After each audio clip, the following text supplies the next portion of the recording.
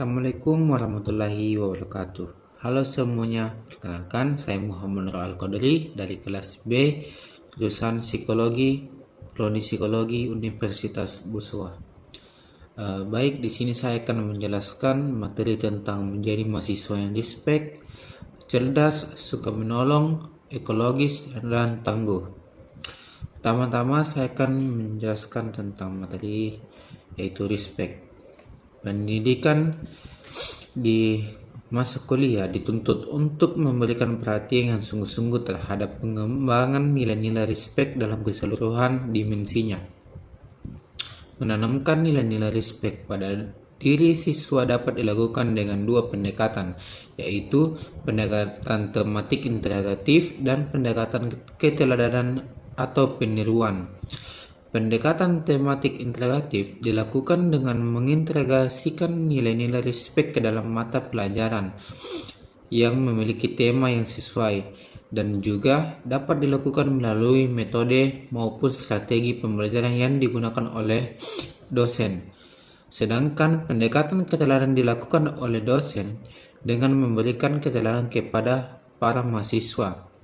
Pada hakikatnya, dosen bukanlah mengajarkan apa yang ia ketahui, melainkan mengajarkan apa yang ia miliki. Nilai-nilai respect tersebut seharusnya telah dimiliki oleh para dosen sehingga para dosen memiliki kewajiban moral yang melekat dengan profesi kependidikannya untuk memberikan keteladanan. Para mahasiswa pun tidak hanya memperoleh nilai-nilai respect dari pelajaran saja yang tercetak dalam buku-buku pelajaran, namun melihat langsung bahkan meniru pada contoh perilaku dosen. Lanjut, materi kedua yaitu menjadi mahasiswa yang cerdas. Ada 3 kecerdasan yang harus ada pada diri seorang mahasiswa. Kecerdasan pertama adalah kecerdasan intelektual, biasa disebut IQ. Kecerdasan yang pertama ini merupakan kecerdasan kognitif, kemampuan berpikir, mengingat, menghafal, memahami, menganalisa, mengevaluasi, dan memecahkan problem. Ini sangat penting dan harus ada pada diri seorang yang sedang melalui proses belajar secara formal di institusi pendidikan, terutama bagi mahasiswa. Mahasiswa hebat tentu menggunakan potensi akal dan pikiran yang ia miliki secara maksimal. Dalam pikirannya tidak akan rancu dan bisa mengambil kesimpulan dengan tepat. Daya ingat dan hafalnya senantiasa diasah dan ditambah dengan pengetahuan yang baru. Ia mampu memahami dan menganalisis. Ini penting ketika mahasiswa akan menyelesaikan skripsi sehingga memperoleh hasil yang sinkron atas rumusan masalah dengan jawaban penelitian. Begitu pula dengan kemampuan mengevaluasi dan menyelesaikan problem. Seorang mahasiswa hebat akan mampu memahami kekurangan kompetisi yang ia miliki, sehingga ia tidak akan pernah berhenti untuk terus belajar agar pengetahuannya bertambah. Kecerdasan kedua yaitu kecerdasan emosional, disebut EQ, Emotional Quotient. Ini berkaitan dengan pengelolaan emosi. Seorang mahasiswa mesti bisa mengontrol perasaan diri, memahami perasaan orang lain, mampu beradaptasi, bermitra, disiplin, tanggung jawab, dan menjadi komitmen. Seorang mahasiswa hebat tidak cukup memiliki IQ yang tinggi, namun harus dilengkapi dengan emosional yang stabil. Sebagai cerminan kaum intelektual yang berpendidikan tinggi, seorang mahasiswa hebat tidak akan mudah marah, dapat mengerti dan mempertimbangkan perasaan orang lain sehingga orang lain tidak tersinggung dan tersakiti. Mahasiswa hebat tidak akan mengutamakan kepentingan pribadinya dengan mengorbankan orang lain. Lanjut, kecerdasan yang ketiga yaitu kecerdasan spiritual, disebut SQ. Kemampuan untuk bertindak jujur, adil, pandai menghargai, kasih sayang, empati, ramah, dan segala yang berkaitan dengan sikap moral masuk ke dalam kecerdasan ini. Lanjut, materi ketiga yaitu suka menolong. Sebagai makhluk sosial, kita pasti tidak akan bisa hidup tanpa adanya bantuan orang lain. Mulai dari awal kita lahir hingga meninggal, pasti membutuhkan bantuan orang lain.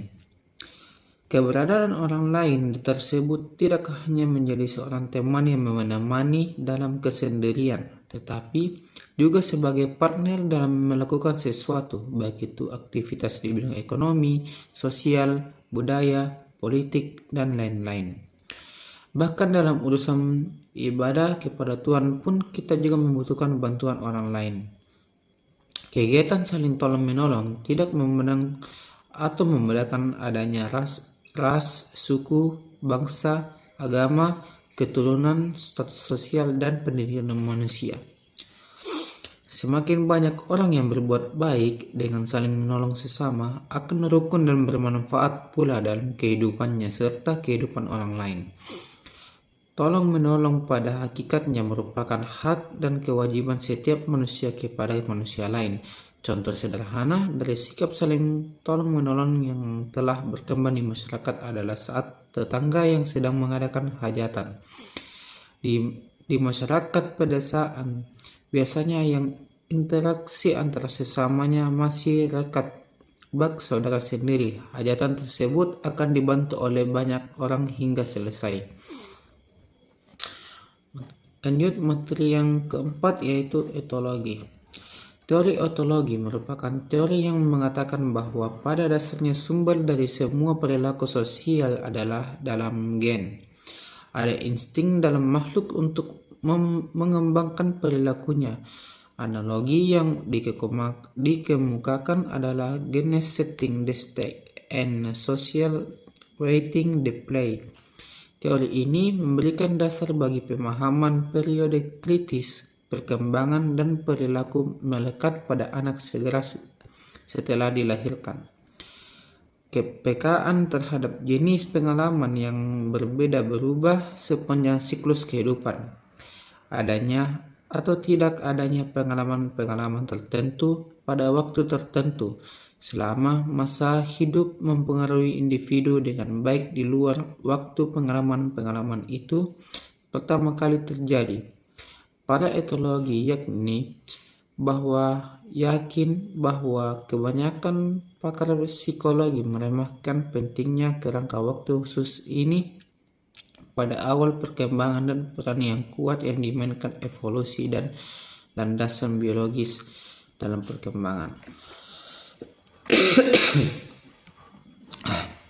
Lanjut, materi terakhir yaitu menjadi mahasiswa yang tangguh. Seorang mahasiswa tangguh adalah mereka yang mampu mengelola waktu dengan baik, memprioritaskan tugas-tugasnya, serta tetap menjaga kesehatan fisik dan mental. Salah satu kunci utama dalam membentuk mental juara adalah menghadapi kegagalan dengan sikap yang positif. Setiap kegagalan seharusnya dijadikan sebagai pelajaran berharga yang memotivasi untuk bangkit dan mencoba lagi. Mahasiswa tangguh tidak larut dalam kesedihan atau putus asa ketika menghadapi rintangan, melainkan mereka melihatnya sebagai tantangan yang harus diatasi. Selain itu, kemampuan untuk beradaptasi dan fleksibel juga sangat penting. Perguruan tinggi adalah lingkungan yang dinamis dengan beragam tuntunan atau perubahan. Mahasiswa tangguh adalah mereka yang mampu menyesuaikan diri dengan cepat terhadap perubahan tersebut, baik dalam hal jadwal kuliah yang padat, tugas yang mendesak, maupun situasi sosial di lingkungan kampus. Tidak hanya itu, mahasiswa tangguh juga aktif dalam mengembangkan diri di luar ruang kelas. Mereka terlibat dalam berbagai kegiatan ekstrakurikuler, organisasi mahasiswa, dan bahkan proyek-proyek kemanusiaan. Aktivitas di luar akademik ini tidak hanya memperluas jaringan sosial, tetapi juga mengasah kemampuan kepemimpinan, kerja tim, dan komunikasi interpersonal. Dalam proses membentuk mental juara, dukungan sosial juga memegang peran penting. Mahasiswa tangguh adalah mereka yang mampu membangun dan memelihara hubungan yang positif dengan dosen, rekan sejawat, dan lingkungan sekitar. Dukungan ini tidak hanya berdampak berdampak pada pencapaian akademik, tetapi juga membantu dalam mengatasi stres dan tekanan yang seringkali menyertai kehidupan mahasiswa. Dengan membangun mental juara di perguruan tinggi, mahasiswa siap menghadapi tantangan di dunia nyata setelah lulus. Mereka telah dilatih untuk menjadi pribadi yang mandiri, tangguh, dan siap berkontribusi dalam masyarakat. Oleh karena itu penting bagi setiap mahasiswa untuk memperhatikan pembentukan karakter dan mental selama masa studinya, karena itu akan menjadi modal berharga untuk menghadapi masa depan yang gemilang. Baik, itu saja penjelasan dari saya. Kurang lebihnya mohon dimaafkan. Wassalamualaikum warahmatullahi wabarakatuh.